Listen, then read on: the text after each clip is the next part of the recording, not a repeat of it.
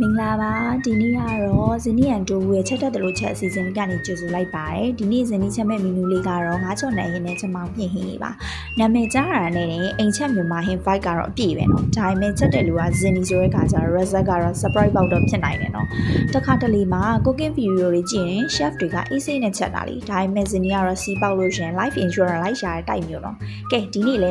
မှားရွေးမရှိဘဲနဲ့အဆုံးထိချက်နိုင်လားဆိုတော့လိုက်ကြည့်လိုက်ကြရအောင်ဒါလေးကတော့ဇနီးပါဝင်တဲ့ ingredient လေးတွေကိုပြင်ဆင်ထားတာဖြစ်ပါတယ်။ချမောင်လေးရဲ့မြင့်လေးရဲ့စက်သွန်ဖြူလေးတွေကိုပပလေးတာဖြစ်ပါတယ်။ကဲစီပူလာပြီဆိုရင်တော့တဲဦးတွေကိုခုနကပြီးထားတဲ့စက်သွန်ဖြူလေးစီတက်မယ်ပေါ့နော်။ဒီနဲ့လေးကတော့တကယ်ကို dangerous နော်။အိမ်လေးချင်းတော့မှာဘာဟင်းချက်လဲဆိုပြီးစိတ်ဝင်စားလာမယ်လဲပဲ။စင်ဒီဗီဒီယိုလေးမှာအရေးကြီးဆုံးပိုင်းဖြစ်တဲ့ငါးကြော်ရီဆိုတဲ့အခန်းခန္ဓာကိုထည့်ပြီးတော့ရိုက်ထားဘူးပေါ့နော်ငါးကြော်ရီဆိုလို့ရှိရင်တော့စီကကို personal ရန်ညိုးရှိနေရတယ်ထင်တယ်ငါးကြော်ရီချိန်မှာဆိုလို့ရှိရင်လေ kitchen ထဲက movement လာ dance challenge လုပ်နေရတယ်တူတယ်စီပေါက်လို့ရှိရင်ဟိုဘက်ရှောင်ဒီဘက်ရှောင်ပေါ့နော်ဒါပေမဲ့ငါးကြော်နံလေးထွက်လာပြီဆိုလို့ရှိရင်တော့ဟုတ်ပြီဒီနေ့စားလို့ရတော့မယ်ဆိုရဲ hope လေးကတော့ပြန်ရလာပါပေါ့နော် crispy ဖြစ်တဲ့အချိန်ကျရင်ကင်မရာမရိုက်ခင်ဒရုန်းလောက်ကတော့ခိုးစားပြီးသွားပြီပေါ့နော်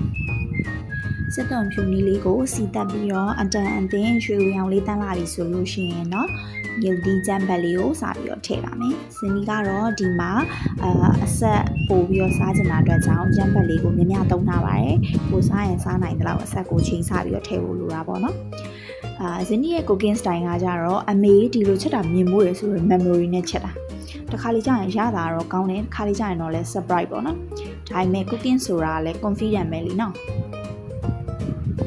ကဲအခုကတော့ဒီမြုပ်ဒီချမ်းပတ်လေးထည့်ပြီးသွားပြီဆိုလို့ရှိရင်เนาะမြုပ်ဒီချမ်းပတ်အနံ့ပေါ့เนาะအစိမ်းနံပြအောင်လို့နည်းနည်းလေးထပ်ပြီးတော့စီတက်ပေးလိုက်ပါမယ်ရှင်ခုဆိုလို့ရှိရင်เนาะအချမ်းဘက်ကိုလည်းစီတက်တာအစိမ်းနံပြောက်သွားပြီဆိုတဲ့ခါကျတော့တခါရဲ့အရသာဝင်အောင်ပေါ့เนาะချုံမုတ်လေးနည်းငယ်ထည့်ပါမယ်ဒါပေမဲ့ဇနီးကတော့ရုပ်ပိုချောခြင်းတဲ့အတွက်ကြောင့်ချုံမုတ်လေးများတုံးလိုက်တယ်ပြီးသွားရင်เนาะအသားမုတ်လေးထည့်မယ်ပေါ့เนาะသားမုတ်လေးထည့်ပါမယ်ပြီးသွားလို့ရှိရင်တော့ငှက်များကြီးလေးပေါ့เนาะငှက်များကြီးလေးနည်းနည်းပေါက်လိုက်ပါမယ်အဲ့မှာတော့ကျွန်မလက်လုံးချက်သွန်ဖြစ်ပြီးတော့ပေါ့เนาะငံသွားတယ်ပေါ့เนาะအဲ့ဒီချက်သွန်ဖြူနီကြော်တွေကငံသွားတယ်ပေါ့เนาะအဲ့ငံများကြီးတော်တော်ငံတာတော့စနီကတော့လေဟင်းချက်ပြီးဆိုလို့ရှိရင်တော့လေဒီပါဝင်ပစ္စည်းတွေကိုပေါ့เนาะဘယ်လိုပြောရမလဲမြန်မာအိမ်ချက်ဆိုလို့ရှိရင်တော့အတိုင်းတာတွေလည်းမချက်ဘူးကိုကတော့ feeling နဲ့ပဲချက်လိုက်တာပေါ့နော်အတိုင်းတာတွေပါရော no ဒီလောက်ဆိုရပြီဆိုတော့ confident နဲ့ပဲထည့်ပလိုက်တာဒါပေမဲ့တစ်ခါလေး confident များသွားရင်လည်းငံသွားတယ်ပေါ့နော်ကဲခုချိန်မှာတော့ဇင်းရဲ့ရွှေအိုရောင်တန်းနဲ့လုံးဝစားကြံစပွဲပေါ့နော်ငါ